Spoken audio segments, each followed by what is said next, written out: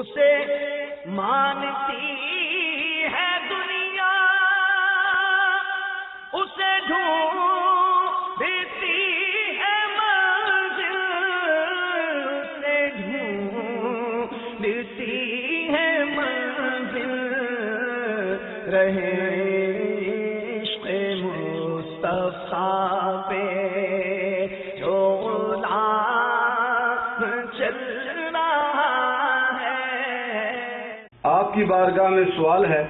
کہ ستون حنانہ سے کیا مراد ہے؟ اس کا واقعہ ارشاد فرما دیجئے۔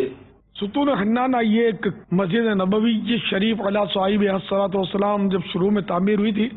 تو کھجور کے تنے جو تھے اس کے پلر تھے مسجد نبوی شریف کی چھت کے، تو ایک پلر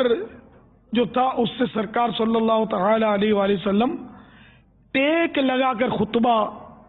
ارشاد فرماتے، تو پھر کسی نے ایک ممبر لکڑی کا بنا کر بھیجا کہ حضور صلی اللہ تعالی علیہ وآلہ وسلم اس پر خطبہ ارشاد فرمائے، تو سرکار صلی اللہ تعالی علیہ وآلہ وسلم نے ممبر شریف کو قدم بوسی سے مشرف فرمایا، تو اچانک وہ رونے کی آواز آنے لگی، تو جب غور کیا گیا تو وہ رونے کی آواز اسی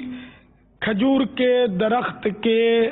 پلر سے آ رہی تھی کہ جس پر آج ٹیک نہیں لگایا تھا۔ وہ سرکار صلی اللہ تعالی علیہ وآلہ وسلم کی جدائی میں رو رہا تھا کہ آج مجھ پر کیوں ٹیک نہیں لگایا، تو سرکار صلی اللہ تعالی علیہ وآلہ وسلم نے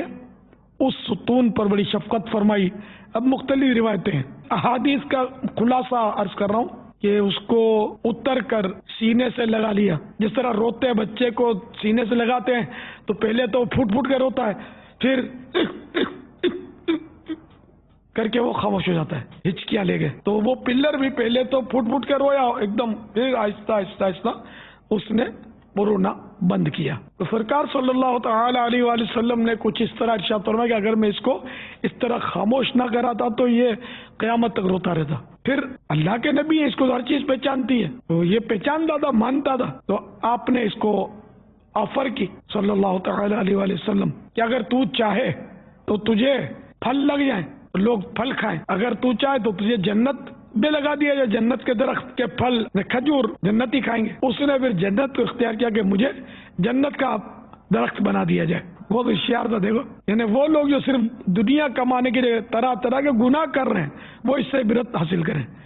کہ بے جان درخت کا تنا بھی جنت پر اس نے ڈنڈ کیا کہ مجھے دنیا کی شادابی نہیں چاہیے، مجھے بس جنت میں لگا دیا جائے، میں جنت میں جاؤں گا۔ تو پھر اس ستون کو سرکار صلی اللہ تعالی علیہ وآلہ وسلم کا جو ممبر منور تھا اس کے نیچے دفن کر دیا گیا۔ حضرت سیدنا حسن بصری علیہ رحمۃ اللہ القوی فرماتے ہیں کہ جب ایک درخت کا بے جان تنا فراق مصطفیٰ صلی اللہ تعالی علیہ وآلہ وسلم اس طرح رو سکتا ہے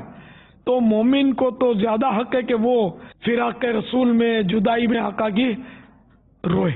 آج بھی اس جگہ پر جہاں یہ ستون حنانہ تھا وہاں پلر بنا ہوا ہے، اب وہ لینتھر کا ہوگا، اس پر لکھا ہوا اسطوانۃ الحنانہ، تو وہاں اس مقام پر عاشقان رسول ڈھونڈ ڈھونڈ کے جاتے ہیں اور نوافل وغیرہ ادا کرتے ہیں۔ اسے مانتی ہے دنیا، اسے ڈھونڈتی ہے منزل، اسے ڈھونڈتی ہے منزل، رہے عشق مصطفیٰ پہ جو غلام چل